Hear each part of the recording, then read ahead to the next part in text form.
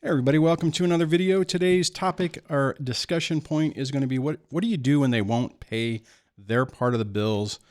This came as a email from a coaching client.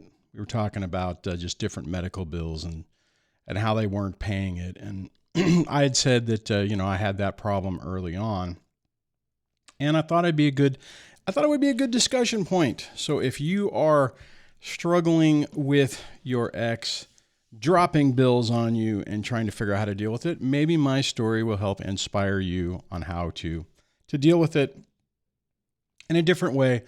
Or maybe you could at least learn some lessons from what I went through that you're probably going through, because all of these stories are so similar, and it's kind of amazing. So I'm going to go over a few points, and the main points on this are going to be understanding your emotions, because that is a huge driver in all this. Talk about some of the things you can do that I did and how my perspective has changed throughout the years on this. Keep in mind, I've been doing this for over 11 years, so I've got a lot of time under my belt on this.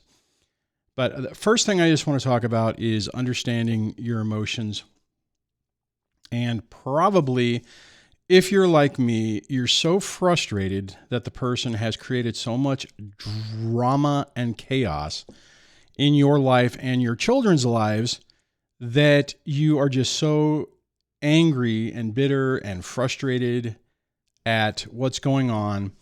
And then whenever you start getting these bills that they're not paying, or they're refusing to pay their part. And let me clarify here, I'm talking about in the court order, you're ordered to pay. I am not talking about whenever they're like, well, I want little Timmy to have horse lessons and it's $10,000 a month. And I don't care that you only make $2,000 a month. I want you to pay half. I'm not talking about that. I'm talking about legitimate expenses that you either were ordered to pay or agreed to pay. So, and there's a difference between that, and then also, because sometimes this is what will happen too. Somebody will be like, oh, well, little Timmy needs these medical procedures and it is court ordered, and, it's out of pocket and you have to pay, thousands of dollars. They do that type of crap. Anyways, so what ultimately ends up happening is they realize that it's a pressure point that causes a reaction with you. All right, so let me go back over to this. So they're going to do it for effect. In my situation, what my ex liked to do, which was, and I know I've talked about this in the past, but just as a refresher, what she would do is she would take the kids to a doctor's appointment. She would get the bill. She would ignore said bill and wait until it finally went to collections. And then she would write my information on the envelope and say, they are now at this address. This was so annoying because one, it was just annoying because then I would get these collection things that I knew nothing about. Keeping in mind, zero communications throughout this process, right? So it wasn't like, hey, Duane, here's a bill for $80. It was $160. You owe half, here you go. No, it wasn't that. It was the whole bill for $160 that I was never told about. And then when it went to collections, the whole thing was sent to me. I'm laughing now. I was not laughing back then. It was not fun. I was very worried about it. One of the things I put in here is anger, fear, and frustration. Anger that it was happening, frustration because I felt completely trapped. At the time that was happening, I was paying the most amount as I possibly could. I think we were in permanent orders by then, so technically it was a little bit less, but it was still, I was living paycheck to paycheck with an overall 4-week buffer between the two I get paid every other week, of like $80, right? And that was with a really tight gas. I had an allotment for everything, and it wasn't like I'd put a lot in the budget, so it wasn't like I was like, $400 a paycheck for food. I was feeding everybody on like $150 every 2 weeks. And I mean, I was like calculating out with a calculator when I'd go to the grocery store what it was. And then the fear part of this for me, I don't know if this will pertain to you, but for me, the issue was financial problems are a serious issue with my job.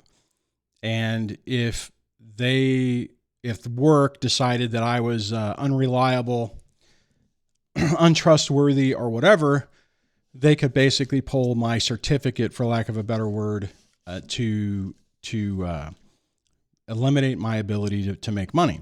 So there was fear with that. Now, for the longest time, what I would do is probably what most of you would do. I would, I would email her when I would get this little bomb. It's like, hey, what is up with this? You need to pay your half. And it was just all this was in retrospect now, I didn't know it at the time, but what I know now is it was a technique to try to get me to engage. It was to create drama and chaos to force me to have to talk to her. That was her whole point. She didn't, and it wasn't to pay. I mean, it was to create the chaos and then just create the drama. I mean, there would be times where I would text her back in the day when I would do that before I understood hybrid no contact. And it would be just an exercise in frustration. I would text, she would write back saying, I don't have the money, or I'm trying to work on it, or some stupid thing like that. And it accomplished nothing. It accomplished nothing. I mean, there was a few times where a creditor would basically say, well, the ex said you have a job and you have to pay, and if you don't pay, you could lose your job. So here, send the money here, which was really, again, it just added to the anger and the frustration of it. And if you're dealing with this right now, you could be like feeling that, right? I mean, if you're still in the midst of this, what I'm saying, the words I'm speaking right now, are more than likely causing you to have an emotional reaction, a PTSD reaction. You could even say you're being triggered. I hate that word, but in the sense that a real situation causes a visceral reaction within you, that's real. Making up some BS and saying, oh, I'm triggered because of whatever. That's BS, but whatever. That's a different topic. Anyways, so I tried the talking to her via email and text. I might even done it on the phone in the early days before I really started setting up boundaries. Then what I did is I said, this is ridiculous. I can't keep doing this. And I sued her in small claims court. Now, if you're looking at the slide that I have up on the screen, it says fight it in family court and small claims court.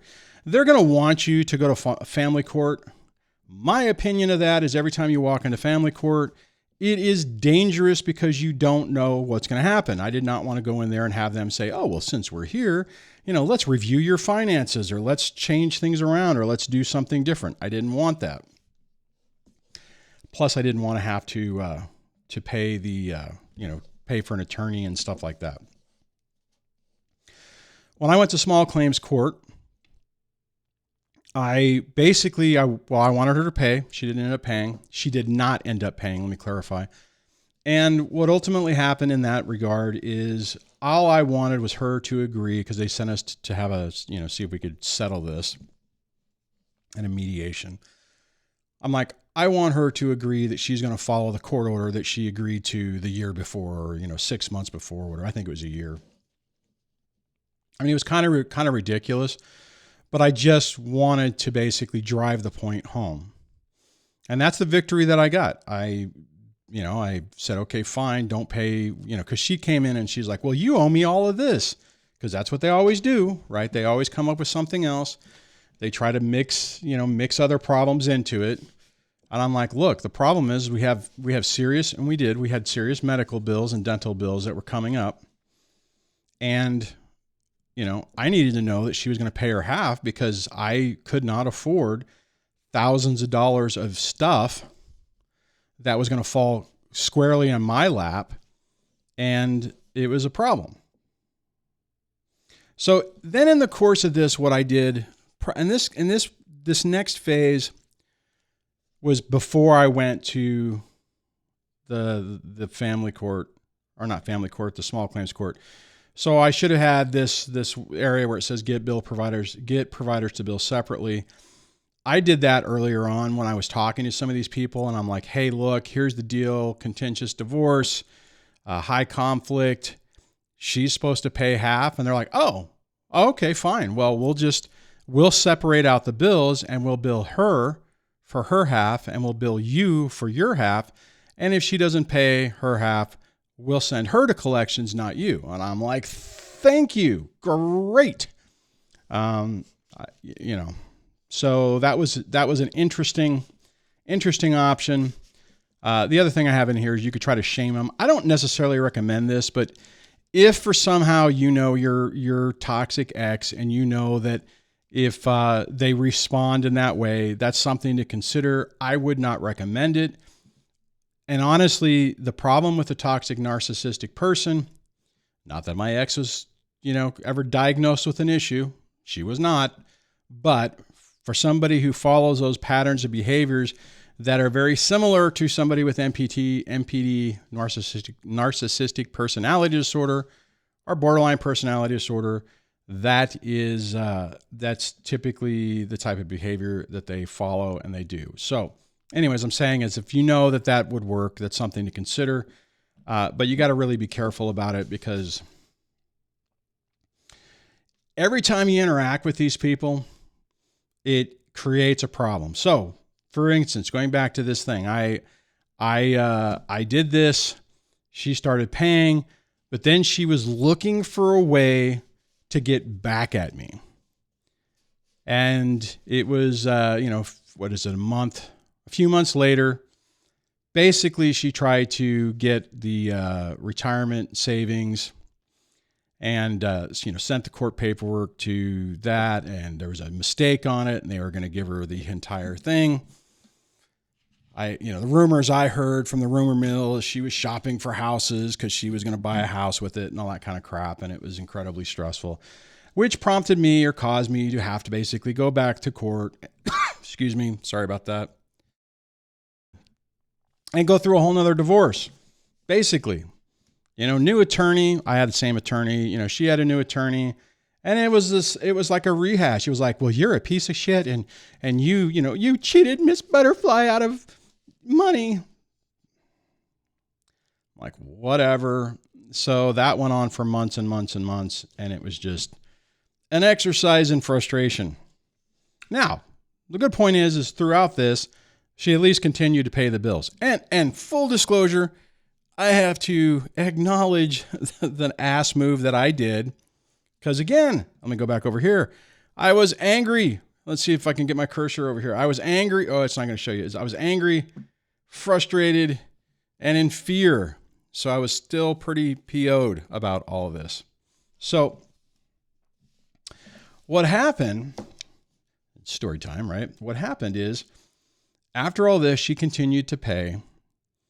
And I'm talking about the dick move, I guess you could say I did, is I'm like, all right, fine. Because I knew what she was going to do, right? As soon as it happened, I knew that she was going to try to bill everything she possibly could. So I did the same thing, right? Because I was like, I wanted a check from her. I was tired of sending her checks. Again, I was angry, frustrated, and bitter. So the first month, I took the kids, got them their glasses, got my son his orthotics. I did everything I needed to do and racked up a nice bill. So when the thing came down at the end of the month and she's like, oh, you owe me $40 for the $80 that I spend on whatever. And I'm just pulling this out of my head. I don't remember what it was. But I wrote back and I said, oh, cool. Well, great. See, because, my billing was, $300, which means your half was $150. And since you say I owe you $40, that means you only owe me $110. I take traveler's checks, security deposits, whatever. Actually, at one point I did, okay, for the people who are early in this, one of the things I did do, because she's like, well, I don't have the money for it. So I actually got one of those square things. And I'm like, well, I take credit cards. I could come over right now and you could swipe and pay your half. For some reason, she did not like that idea. I laugh at it now. I mean, it was ridiculous and it was frustrating and it just kept me stuck in the drama, which is going to lead me into my next point. And that is the perspective change in me, right? As this whole thing kept going on, and just the drama with stuff with the kids, with the billing, with the retirement savings. I mean, you name it. It was just stupid. It was just ongoing, just muck. You know, in the course of this time, that's kind of whenever I came up with the hybrid no contact. I know it's a little bit like Bill Eddy's stuff. Had never heard of his stuff at the time. I don't even know if his books were out. It's just I had to come up with a solution to save and maintain my own sanity. And I started basically disconnecting from her and giving her less of my attention and emotion. And the reason this rolls into it is because when I was talking to this person I was referencing at the beginning of this in the email, technically I think the ex owes me I think it's around $3,000 with medical billing she hasn't paid. And I don't even, I kind of care. Hey, $3,000, I could put a lift on my truck and new tire. Well, maybe not. I don't know. Maybe maybe it would cost more than that. But you know what I'm saying is I could put that money towards something else. And the reality is okay, I've switched my perspective on what's the best decision for the kids. And I started doing this earlier, not early, like maybe 3 to 4 years into this, where it's like, okay, if the kids want to do something and it gives the ex a victory and I can say no just because I can say no, is it really worth it? And if I took that out of it and I was just making the decision for the kids, what would I do? For instance, you know, if little Timmy wanted to go on a sleepover, would I care? You know, and, you know, yeah, a little bit if you know, you'd want to make sure that the other place was safe and all that kind of stuff. But the reality is, is that, you know, all of us without this toxic person in our lives would make different decisions and base it more on what's best for the kids, right? I mean, if it's like, hey, it's a trip they really want to go to, they'll get something out of it, you're going to support it. The problem is in our scenario, a lot of times, if it's like, well, you know, mommy, in my situation, I'm just going to use it in that regard. You know, if mommy's like, well, we want to do this. And it's like, well, no, I mean, that's my time. F that. And then you make that decision based on the fact that you can say no, and it just causes other problems. I had another coaching client I was talking with the other day, and they were talking about the Christmas break and a trip that mommy has planned. And just so you know, I'm just saying this not to attack moms or anything. It's just in these particular situations, that's the particular scenario. This could easily be flipped the other way if you're dealing with a toxic guy who has basically been victorious in turning the kids and stuff like that. Anyways, my point is this. In that discussion, they planned a trip and his kids are excited about the trip. And I'm like, well, if they're excited about the trip, is it really worth fighting it? You know, what are you going to accomplish by fighting it? You're basically going to feed into the potential alienation that you're just being mean or you're being bitter for no apparent reason. So that's been my gauge for a lot of things. If the kids are really fighting, let me back up. If in that scenario, if the kids were like, hey, I don't really want to go on this trip, I wanted to do something with you, you know, I'm not happy about it, then fight it. If that's not the case, then it's not worth it. For instance, another example I've used in the past is that first Christmas where the ex is like, you know, oh, I'm taking the kids on Christmas back to the Midwest, and, you know, you don't get to see your visitation, and, you know, sucks to be you.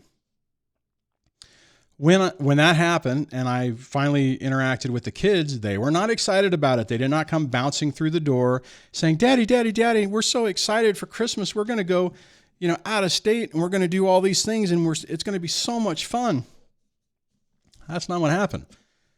When they walked in the door, they were really depressed and upset. And when I asked them, they said, well, this is what we're doing. I don't like it. I'm not happy about it. So I fought it and I pushed it. And, that was kind of been the gauge on it. And then this kind of rolls into the last part of the perspective change that I was talking about. I'm at the point now, and it's weird, right? Minus this channel, is I do not want to have any interaction, any thoughts, any feelings or anything towards the ex anymore. It's just not worth it. I could die tomorrow. I could go to the doctor and they could go, ugh, you have some major problem and you got 27 days to live or 27 minutes. I don't want to waste any more time that I have on her. It's not worth it. It's not worth it to me. It affects my peace. It affects my mental headspace. Not as much anymore, but I just don't allow it, right? I mean, if I crawled back in the mud and I started fighting with this person, that I'm going to get muddy. And I don't want that in my life anymore. It's like, if I have an hour to spend, do I want to spend it strategizing how I'm going to get back at the ex, how I'm going to make her pay, how I'm going to make her life complicated like she's made everyone else's life complicated? Or am I going to try to live the best life that I possibly can? And that's what I've chosen to do. Now, the thing I want to say on that, I know a lot of people are going to be like, but you're letting her get away with things. And I'm assuming that's probably the way some of you feel, because I know for me back in the day, letting her get away with anything, having everything, not checking her on what she was saying or doing, made it feel like, hey, she's created all this pain and she's getting away with it. And I'm just, I'm the only one that can cause or try to push some accountability. If I don't do it, no one will do it. There's some truth to that, but here's the thing. At what cost? At what cost to you is this going to cost you to play that game? And is it worth it? And I've worked with people over the years who have called me and said, we've had sessions and they're like, hey, the mom, again, sorry, a lot of, I don't have all male clients, but it's a mixture, but it's primarily guys. There's a lot less resources for men. Anyways, and the comment was, hey, the ex has changed schools for the kids and I'm really upset about it. I want them to stay in school A. They moved them to school B. This is a deal breaker for me. I need to fight this. And I'm like, okay, is it really a deal breaker for you? Yes, this is absolutely unacceptable. I have to put my foot down. I'm like, all right, well, then you know what you need to do and you need to do it. They drop the bomb. They start going through court. The problem is with the toxic narcissistic person, they don't cower in the background. They don't go, oh my God, I've been caught. Please stop. No, they pull out the flamethrower and try to light everything on fire. So in a subsequent conversation with this person, they're like, oh my God, this is insane. I've dumped almost, I think it was like $6,000 or $7,000 in this. And what they said to me was, I don't even care. And I'm like, dude, what are you doing? If you got to pick your battles, if it's not a real battle worth fighting, you can't waste your time on it. My point is this, is that a lot of times we get so fixated on the first part of this about fighting it and dealing with our anger and frustration and trying to hold them accountable that we lose sight of the cost to us. I've had people throughout my life who've gone through divorces say similar things, and I didn't get it. I had a buddy of mine, years ago, when I was going in the early stages of mine, he was paying his ex, child support and alimony. She was living with someone else, would never see the kids.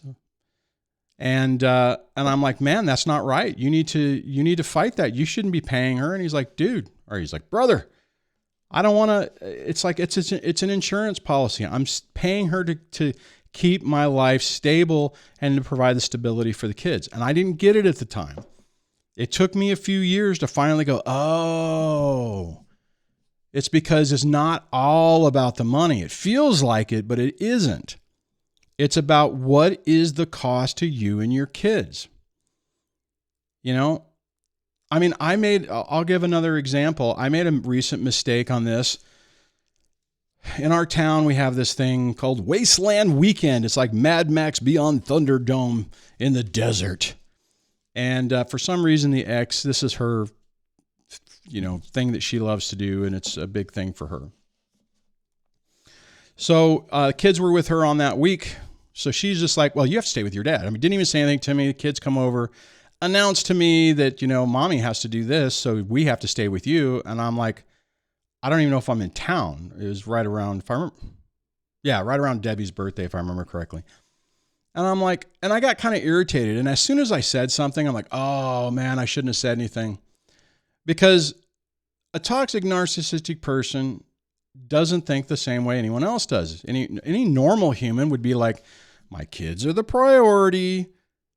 School, getting them around, doing what I need to do for them or make sure it's taken care of. And then my stuff. That's the way I've always looked at it. I would imagine most of you watching this or listening to this, if I do this as a podcast, would pretty much say the same thing. Curious, put a comment down below if you agree with that you would absolutely prioritize taking care of the stuff for your kids over going to some festival. I don't know. I'm hoping the answer would be yes, but if maybe I'm wrong, give me your perspective. I'd love to hear it. Anyways, my point is this. As soon as I kind of pushed some pushback on it, because it caught me off guard and I was a little angry, frustrated for just about a, short amount of time. What ended up happening is what I thought would happen, because it dawned on me. I'm like, oh crap. If I push back, the ex isn't going to do the right thing. The ex is just going to pull the kids out of school, pull the youngest out of high school. And the oldest, who's going to college, is going to be like, hey, even though you have a disability and you can't really walk, you're going to have to figure out how to get to the bus stop and get to school. That's not my problem. And it completely ignoring the fact that the kid's already, is taking this one class the last time that, if they mess up this class, their ability to get their associate's degree is going to go out the window. So a lot of pressure.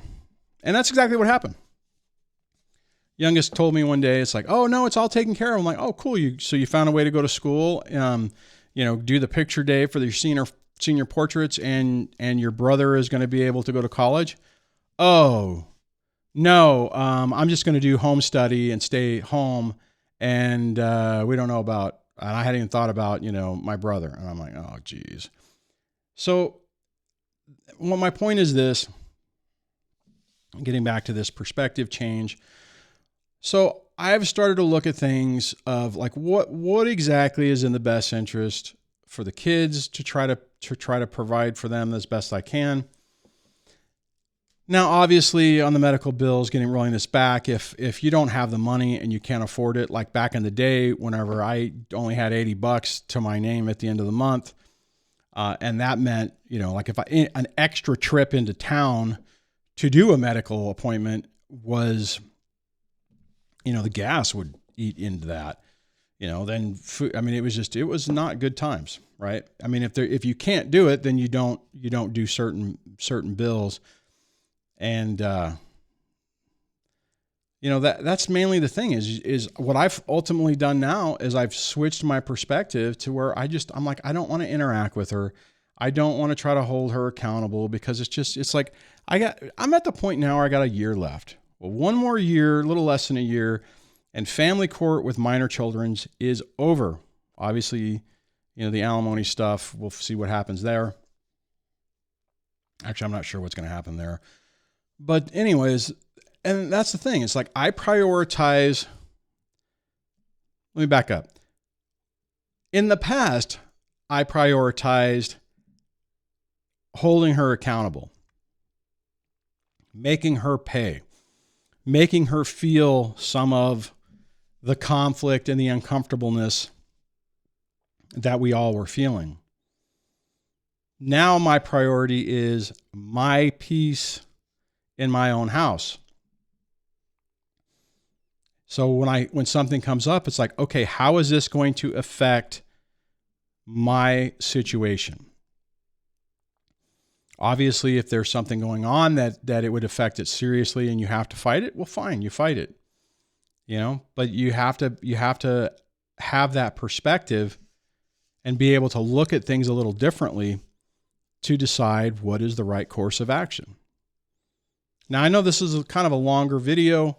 I'm curious what you think about this discussion and if my thoughts on this were helpful for you at all. And if you have questions or anything you would like me to address, drop me an email. You can send a voicemail on my website. A lot of times people do that and ask personal stuff, and it makes it a little harder to make that into a video. But that's another option as well. And on that, don't beat yourself up too much on this stuff. Understand that you're caught in the moment, but this moment isn't your forever. That was a hard thing for me to reconcile and make my peace with. So on that, I am going to wrap things up, and I don't remember where all my buttons are, so I can't push those, and I'll chat with you on the next one. All right, take care.